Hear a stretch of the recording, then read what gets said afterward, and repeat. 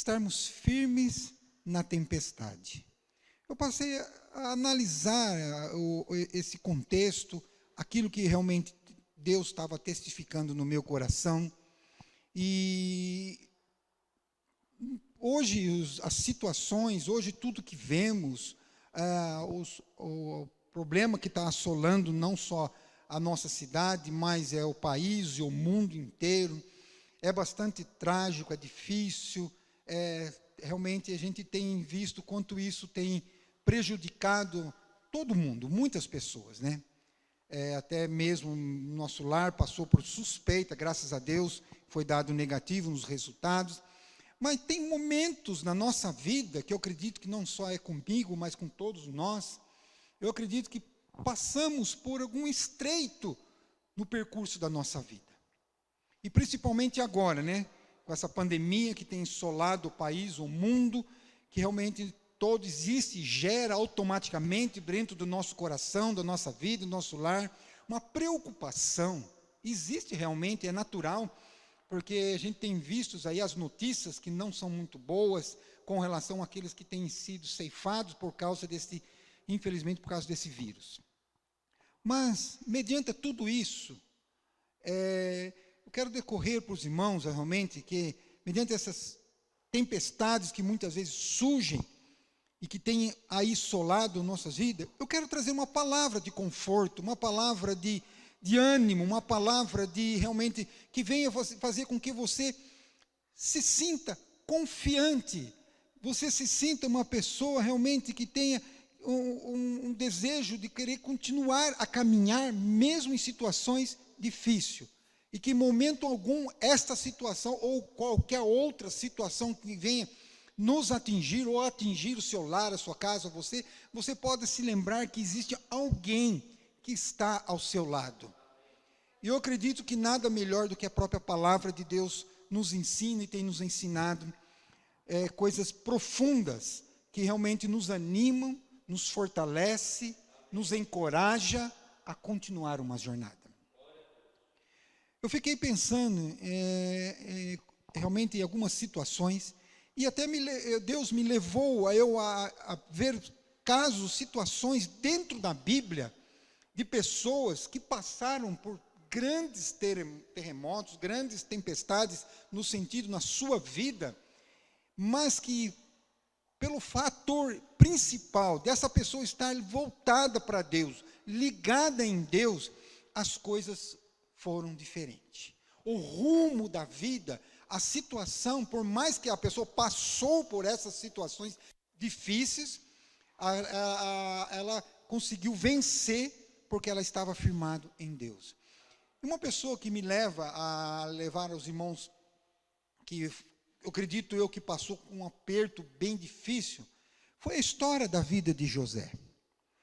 Eu fico imaginando, José, um garoto de 17 anos de idade, apenas 17 anos de idade, por causa de um ciúme dos seus irmãos, porque por alguma razão ou outra, seu pai, a própria Bíblia relata que Jacó, seu pai, o amava mais do que os seus próprios irmãos. Eu acredito que isso aí até era uma atitude, vamos dizer, não muito certo de Jacó, porque ele demonstrava esse amor maior dele para com José, a ponto que alimentou no coração dos seus filhos, nos seus filhos, uma inveja, uma ira, uma raiva, sei lá, algo que realmente veio fazer com que ele viesse passar por toda a situação da história da Bíblia que nós conhecemos, mesmo entendendo que tudo isso, porque nós conhecemos a história, nós sabemos da história, por qual motivo foi tudo um propósito de Deus, que ele foi vendido, ele foi para o Egito, ele foi como escravo, ele foi na casa de Potifar, depois ele teve que sair fugindo, depois ele foi para a cadeia, depois ele foi levado a ser o segundo maior da época, abaixo do rei, do faraó daquela época, como um governador. É a história de José. Mas eu fico pensando no período na que ele foi vendido.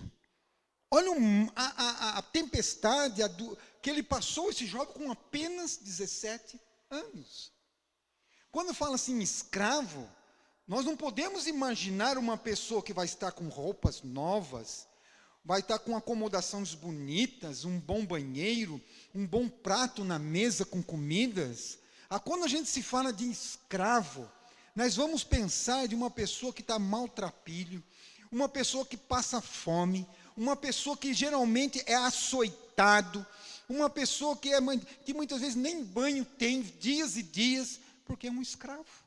Eu fico imaginando a situação deste jovem, realmente por passar por momentos de dificuldade, momentos de lutas na sua vida, com temporais terríveis como um jovem, como 17 anos.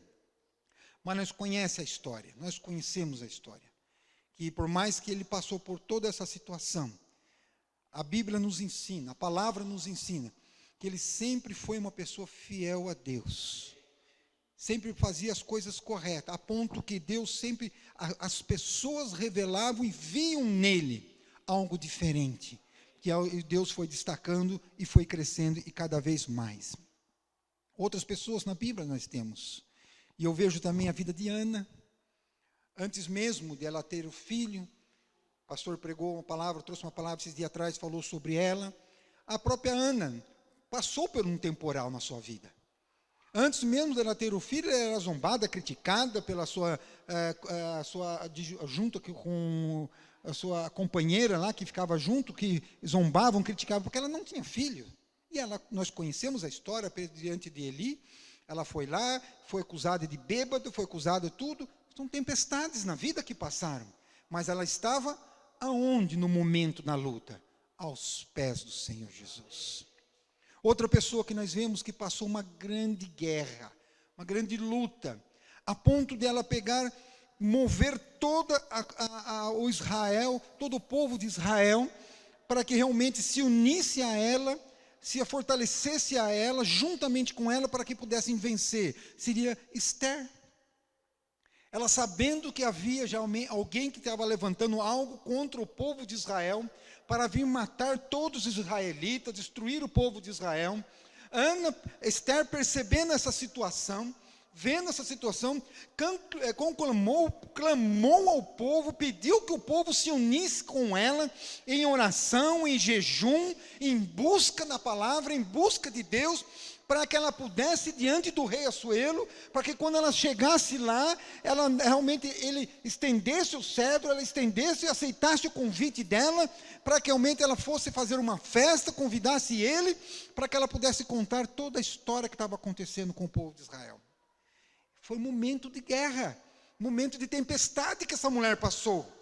Ela vendo uma situação terrível que ia passar o povo de Israel, ela nesse momento se mobilizou em buscar a Deus, em buscar a palavra do Senhor, para que aquela situação fosse mudada naquele momento. Outra pessoa que nós podemos ver, que tem uma história fantástica também, que eu amo muito, principalmente esse livro, é a história de Abacuque. Nós podemos perceber no capítulo 1 de Abacuque, ele é uma conversa que ele vem com Deus, ele começa a dialogar com Deus, ele começa a conversar com Deus, com respeito à situação que ele estava vendo, que o povo de Israel estava enfrentando, pelo fator que o povo estava sendo assolado, o povo estava sendo perseguido, e ele começou então a questionar, começou a entrar em falar com Deus a sua situação, o seu problema que estava enfrentando o povo de Israel. E eu fico vendo esse homem de Deus, olhando toda aquela situação, aquele caos que estava acontecendo com o povo de Israel. Entendemos que tudo isso já era Deus permitindo essa situação, porque o povo de Israel era um povo que ora eles estavam lá em cima, no auge, adorando, pulando, festejando, fazendo festas perante o Senhor, e ora eles estavam lá embaixo, prostrado, caído, desviando, adorando, levantando ídolos, adorando as imagens, coisas que realmente é abominação para Deus. Então Abacuque vendo toda essa situação, agora o povo sendo perseguido, e ele falando com Deus, não entendendo o momento, nem a conversa, muitas vezes aquele com Deus, porque ele falava uma coisa com Deus, e ele entendia que Deus não estava vendo a situação do povo de Israel. É uns vendavais passando no fim, na história do povo de Israel, para que o povo de Israel acordasse. Mas Abacuque, percebendo esse temporal, essa tempestade na vida dele, ele teve uma atitude, ele teve uma posição que ele precisou tomar com relação a esse problema, essa luta que estava enfrentando. E a atitude dele não foi outra senão única: buscar a Deus. Buscar a Deus. Nós vemos aqui no próprio livro de Abacuque, aqui nós percebemos no capítulo 2, depois de toda aquela conversa que ele teve com Deus, Deus respondendo, Deus falando, ele tomou uma atitude. Ele foi até o 10. É o capítulo 2, do versículo 1 de Abacuque, fala assim: sobre a minha guarda estarei, e sobre a fortaleza me apresentarei, e vigiarei, para ver o que fala comigo, e o que eu responderei quanto for arguido. Aí eu vejo o capítulo 2, ele fala assim: então o Senhor me respondeu e disse: escreve a visão.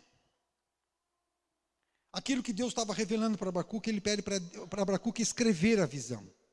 E torna bem legível sobre tábuas, para que a possa ler o que correndo passa. Dá a impressão que é como se fosse um outdoor, né, irmão? Que tem aquelas letras gigantes, quando você passa com o carro, assim, você lê rapidamente aquilo que estava escrito lá. Era mais ou menos isso que ele queria que Abacuque fizesse. Colocasse, escrevesse aquilo, a visão, aquilo que Deus estava interpretando com relação a tudo aquilo que Abacuque estava vendo que o povo de Israel estava passando. E ele também, porque ele era um israelita, pertencia ao povo de Deus.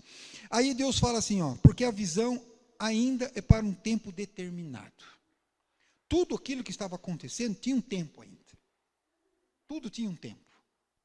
Aí ele concluiu, e até o fim falará, e não mentirá. E se tardar, espero, porque certamente virá e não tardará. Bom, eu vejo hoje isso também em nosso meio. A situação não está diferente. Está um caos no mundo inteiro. A situação está difícil? Está. Está complicado? Está. Mas isso é por pouco tempo, irmãos.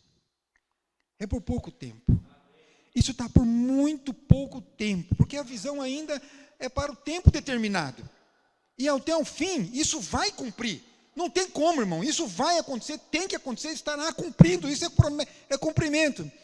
E não mentirá. E se tardar, como diz, se toda essa situação que o mundo, nós estamos enfrentando, a igreja está enfrentando, esse isolamento, tudo isso, se demorar um pouquinho, se tardar, o que Deus fala na palavra? Espera, tenha calma, tenha fé, aguenta mais um pouquinho, que com certeza, irmão, isso tudo vai acabar, vai passar, as coisas vão voltar ao normal, a comunhão vai voltar ao normal, o gozo, a alegria de estarmos em comunhão e juntos, irmão, voltará com alegria, com regozijo, e vai ficar só como uma coisa que passou, e a gente vai me lembrar como algo que Deus nos livrou. E vai ser um motivo para nós glorificarmos, exaltarmos o nome do Senhor. Porque Ele se faz presente neste lugar e nesta casa. Eu tenho certeza, irmão, que o Senhor Jesus está contigo. Está na sua casa, no seu leito, está na sua vida, está no seu lugar.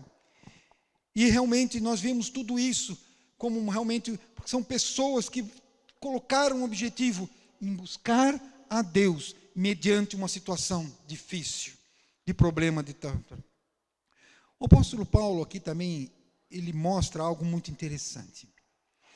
Mediante as diferenças de força que possa ocorrer de tempestades, irmãos, porque pode haver tempestade de todas as formas, de todas as maneiras. Ela pode ser leve, suave, que veio aquele ventinho suave, que simplesmente cai algumas folhas das árvores, dá um pequeno leve, mas vem as tempestades pequenas, que você passa tranquilo. Tem aquelas que já vêm com uma intensidade maior, no qual começam já a arrancar alguns galhos, algumas telhas, muitas vezes, das casas saem, voam, por causa da força, da intensidade um pouco maior. E tem aquelas tempestades que realmente vêm arrasando, destruindo, arrancando tudo por onde ela passa. isso aí são diversas formas de tempestade. Mas independente da diferença da força ou do peso que possa haver essa cidade, mas se você estiver firme, você não será atingido. Você não vai atingir. Eu fico imaginando aquela árvore, né, que tem aquelas raízes enormes que a gente vê sobre a superfície. Qualquer vento derruba esta árvore. Qualquer vento. Porque as raízes estão por superfície. As raízes estão por cima.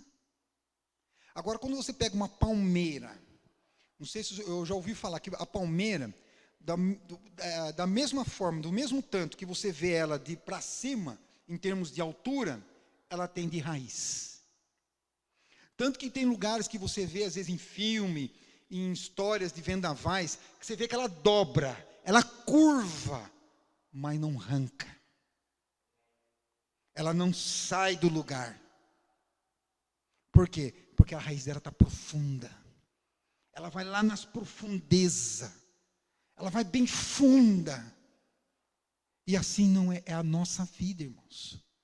Nós estamos com as raízes de que forma? Superficiais. Ou está profunda? Mediante as batalhas, mediante as guerras, mediante a tempestade, de que forma que você está se encontrando? De que maneira que você está? Você está se aprofundando? Você está indo ao fundo? Quando a palavra diz que quando realmente o profeta falou que estava entrando na água, ele falou que a água vinha até o tornozelo, que nós temos que ir subindo e subindo até chegar à altura que não conseguia mais nadar. Assim é a nossa vida com relação à palavra, com relação a Deus. Nós temos que ir nas profundezas. É lá nas profundezas que nós vamos encontrar os verdadeiros mistérios de Deus. E vamos encontrar a graça de Deus. E o apóstolo Paulo, uma coisa interessante que ele nos ensina aqui em Efésios capítulo 4, versículo 14, e fala de um propósito da maturidade com relação às coisas de Deus, com as coisas da palavra de Deus. Ele nos ensina assim, ele fala assim, não sejais mais como crianças, levado de um lado para o outro pelas ondas, nem jogado de cá ou para lá, por todo o vento de doutrina, e pela astúcia e esperteza de homens que induzem aos erros. Olha que interessante essa palavra, irmão. Essa observação, principalmente na palavra, é muito séria. Que nos mostra uns ensinamentos interessantes aqui. Ele indica, aqui esse texto, que podemos, por falta de maturidade, irmãos, por falta de conhecimento, por falta de nos aprofundar na palavra de Deus, sermos jogados para cá ou para lá, ou por doutrinas diferentes, por homens que induzem ao erro. Olha só que coisa perigosa. Então, mediante a situação, ele nos ensina aqui, não sejamos mais como crianças, levados de um lado para o outro pelas ondas. Ele está nos orientando aqui, porque quando criança, é aquela criança que realmente não tem o conhecimento, fica só na brincadeira, fica só nas coisinhas superficiais, e o que a palavra nos ensina é que nós não podemos ficar mais como criança, porque realmente... E nem ser induzidos a doutrinas e astúcia. Por isso que o perigo da fraqueza, o perigo da pessoa não ter maturidade perante a palavra do Senhor Jesus. Não sei como você reage. Não sei como você reage às tempestades em sua vida. Eu não sei como você tem, qual a atitude que você tem tomado com relação. Tem se desesperado, tem se desescabelado, tem colocado na cabeça que as coisas não resolvem mais nada, as coisas não andam, só anda de mal a pior, as coisas cada vez estão mais difíceis. Eu não sei qual é a forma, da maneira, a atitude que você tem levado mediante as circunstâncias que você tem passado na sua vida. Qual o rumo que você tem tomado diante de tudo. Mas tem cristão, diante de quase qualquer vento que se desestruturam, e começam a procurar resposta em todo canto, irmão. Por isso que Paulo orientou aqui para não sermos mais como os meninos, como criança. Porque muitas vezes diante de um momento de turbulência, um momento de guerra, um momento de vendaval, um momento de crise que nós enfrentamos, qual é o rumo que você tem tomado? Qual é a atitude que você tem tido diante de Deus? Você tem sido aquela pessoa realmente madura, confiando em Deus, esperando em Deus, se colocando na brecha, se colocando realmente no status realmente de vigília, no status de quem realmente confia, está realmente diante do altar, como fez Ana, a debruçou, chorou, clamou, pedindo a Deus que resolvesse um problema, que ela não podia ter filhos. Não sei qual foi a sua atitude, qual tem sido a sua atitude mediante as crises, os vendavais que você tem passado. Mas uma coisa eu te digo, procure realmente ser uma pessoa madura, que venha realmente buscar em Deus, confiar em Deus, esperar em Deus, e realmente Ele vai fazer realmente a obra dEle. Algo muito importante sobre que nós podemos ver também dentro da palavra de Deus, que fala sobre a convicção.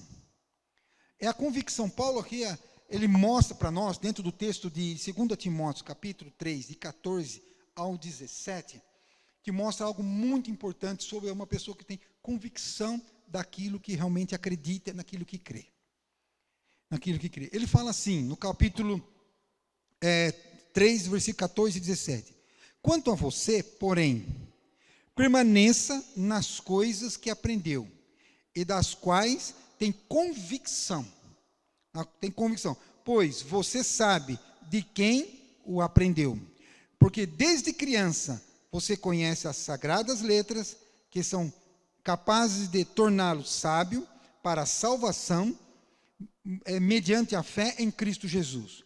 Toda a Escritura, irmãos, toda a Escritura é inspirada por Deus e útil para o ensino, para a repreensão, para a correção, para a instrução na justiça, para que o homem de Deus seja apto e plenamente preparado para toda boa obra. Aqui está uma instrução, uma orientação de Paulo para as nossas vidas. E não existe coisa mais linda, irmãos, você já ter a convicção daquilo que você faz, daquilo que você serve. E você realmente tem a convicção. Nós vemos duas coisas aqui interessantes nesse texto. Existem dois conceitos sobre permanecer firme nesses versos. O primeiro conceito que eu vejo aqui é de quem você aprendeu. E quem tem ensinado você, quem tem instruído a sua vida. Aquele que tem te orientado. Uma vez eu até falei e disse, né? É fácil você conhecer que se aquela pessoa que fala para você, que te ensina, você sabe se é de Deus ou se não é. Você conhece pelas atitudes da pessoa. Se a pessoa que faz aquilo que ensina, porque ela você pode confiar. Agora, se você vê na pessoa que ele te ensina, mas não faz aquilo que ensina, aí você tem que desconfiar. Porque é a vivência da pessoa. É a forma pelo qual você vai. E não tem nada melhor, irmão, do que aquilo que nós temos aprendido da palavra de Deus. E o segundo conceito que ele mostra aqui para nós, que isso é inquestionável. É inquestionável. É aquilo que diz aqui, que é nas Sagradas Escrituras, que toda a Escritura é inspirada por Deus, útil para ensino, para repreensão, para correção, para instrução na justiça, para que o homem de Deus seja apto e plenamente preparado para toda boa obra. De que forma nós vamos vencer as tempestades na nossa vida, irmãos? De que forma nós vamos vencer as lutas que possam surgir no meio dessa caminhada que nós estamos rumo para o céu? Nós estamos rumo para o céu. É na palavra de Deus. É nas Escrituras Sagradas. É nos ensinamentos que nós temos recebido. É ouvindo a palavra. É lendo a palavra, examinando as Escrituras, é buscando em Deus aquilo que realmente nós precisamos para realmente permanecermos firmes mediante as circunstâncias que viemos enfrentar. Então nós vimos aqui, quando as coisas ao meu redor caem por terra e são levadas pelo vento, o que permanece é a minha relação com Deus. As coisas tudo podem desabar. Tudo pode muitas vezes vir para baixo, mas a minha comunhão, a minha relação com Deus, jamais podem ser caída. Temos que permanecer firme buscando em Deus, confiando em Deus, cada vez mais crendo que realmente o Senhor vai nos sustentar. E Ele tem nos sustentado. Ele tem abençoado as nossas vidas. Tem abençoado a sua vida. E eu acredito e creio, irmãos, que as coisas que a palavra tem nos ensinado, tem nos mostrado para nossas vidas, é que nós devemos continuar nessa caminhada firme nos caminhos do Senhor. Nos revestindo, irmãos, de toda a armadura de Deus. Efésios 10, 6, capítulo de Efésios 6, capítulo 10 em diante, vai demonstrar lá claramente todas as armaduras que um soldado precisa ter para conseguir vencer as guerras. E lá tem toda a armadura espiritual que eu e você, nós precisamos, para nos vencer os dias maus. Lá tem um ensinamento claro sobre as nossas vidas. E vejo aqui a própria palavra que acabamos de ler em Salmo 121. Elevo os meus olhos para os montes. Quando ele está falando aqui, elevo os meus olhos para o monte, não é que eu tenho que olhar para um monte. Ele está demonstrando que eu tenho que levar meus olhos para os altos, irmãos. É para as alturas. Porque quando nós estamos olhando para o chão, para baixo, nós não vemos o que está acontecendo na frente. Agora, quando eu e você está olhando para os altos, quando você começa a olhar para cima, quando eu elevo meus olhos para os montes, de onde virá o meu socorro? Aí ele fala que o meu socorro vem do Senhor, que fez os céus e a terra. Não precisa temer. A circunstância, tudo isso vai passar. É só um pouquinho de tempo. Um pouquinho de tempo. O que há de vir, irmão, virá. E não tardará. Não vai tardar. Amém? Que realmente essa palavra possa ter sido uma palavra que realmente te ajude a você permanecer firme na fé. Que você possa realmente estar confiante em Deus. Levante a sua cabeça. Olhe para cima. É de lá que veio o meu e o seu socorro. É do alto, irmãos. Não é lá que Jesus está esperando que você olhe e creia que tudo está no controle dele. Amém?